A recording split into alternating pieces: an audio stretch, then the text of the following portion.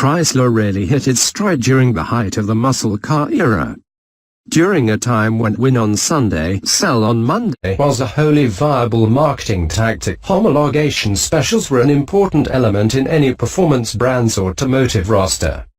Hot on the heels of the wild-looking '69 Charger Daytona, which had been put into limited production for the specific purpose of making the Charger more aerodynamic and thus more competitive on the high-speed NASCAR circuits, the 1970 model year would see the introduction of the Dodge Challenger and a special model of its own with the limited production TA. Like the Charger Daytona, the Challenger TA was conceived to satisfy the homologation rules of the production-based racing class that Dodge wanted to enter it in this case the Sports Car Club of America's Trans-American Sedan Championship Trans-Am, where it would go toe-to-toe with the likes the Ford Mustang Boss 302, Chevrolet Camaro Z28, and AMC's Mark Donahue-driven Javelin SSD on road courses across America. The SCCA's rules specified that in order to run a car in the series, manufacturers had to build a certain number of road-going examples for sale to the general public. This meant a uniquely configured high-performance version of the 340 small block V8, heavy-duty suspension and brakes, side exit exhaust, and stickier rubber along with visual tweaks for the Challenger TA production car, all in the name of bolstering the coupe's handling prowess while complying with the SCCA's rule book. After a 46-year hiatus, the TA nameplate has returned for 2017. But the Trans-Am series has changed substantially over that span of time, switching over to tube chassis cars long ago, thus negating the need for production car homologation specials. Although the concept behind the new Challenger TA differs from its original reason for being, there are still plenty of tweaks that make this new model special. After getting our first glimpse of the car in the flesh at the 12th annual Spring Festival of LXs, we spent some quality time with the Challenger TA 392 barreling down the twisting tarmac of the Angeles Forest just outside of northeast Los Angeles to see if it does its namesake justice. It's been nearly a decade since the Challenger was reintroduced to the market, and over the years Dodge has sought ways to keep the big coupe viable with a steady succession of new models.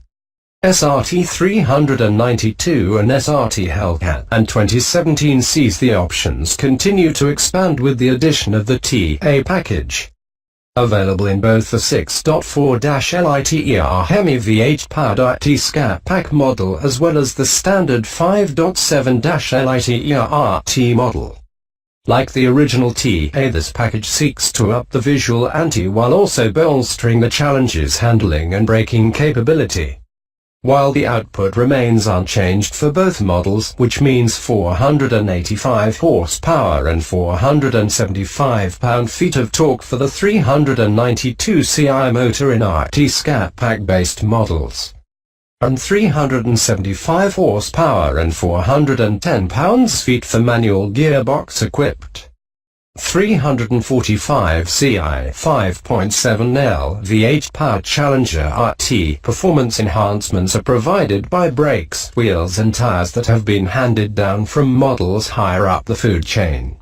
For the TA 392 model seen here, that means the 6-piston Brembo brake package from the SRT models along with wider 20x 9.5-inch forged aluminum wheels and optional Pirelli P0 high-performance summer tires. The visual upgrades borrow generously from the 1970 model with TA side stripes that are paired up with a satin black hood, roof, trunk lid and fuel door. The hood also sports a functional air grabber intake, while another intake inside the driver's side parking light and the SRT Hellcat provides an additional breathing path.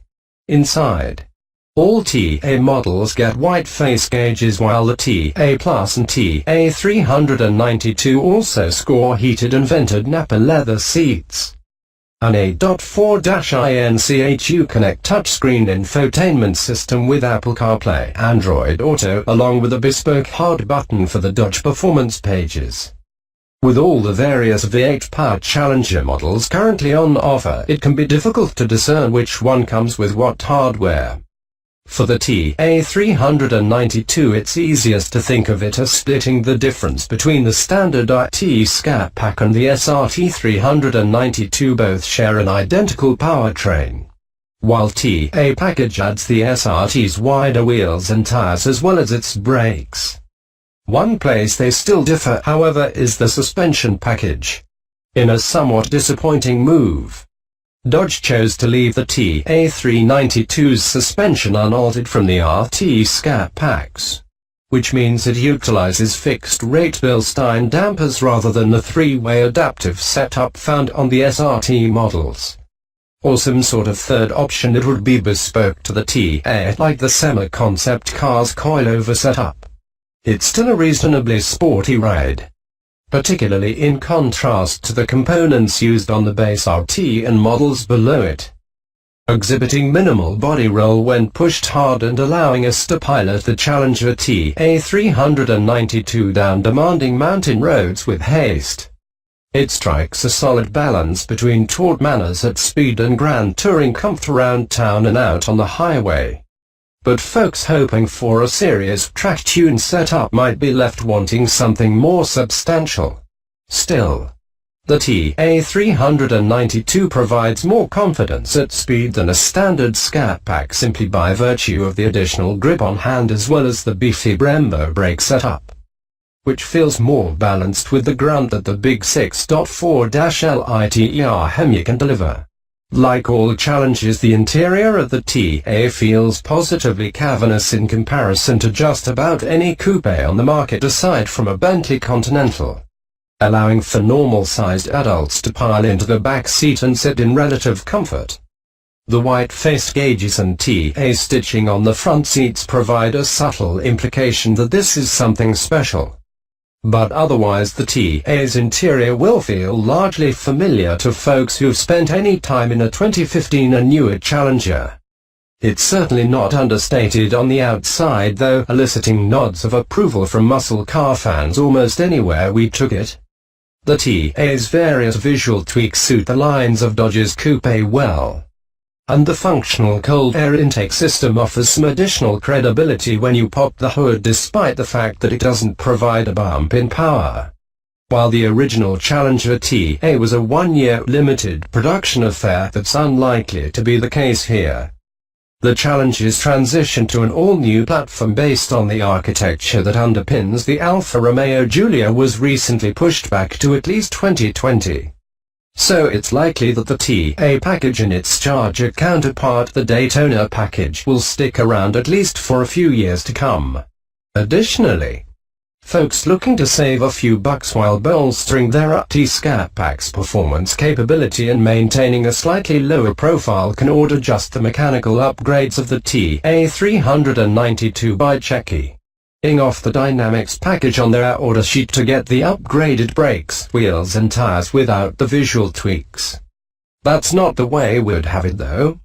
With the Mustang and Camaro recently transitioning over to smaller, sports car-like platforms, the Challenger has become something of a muscle car outlier in the automotive realm.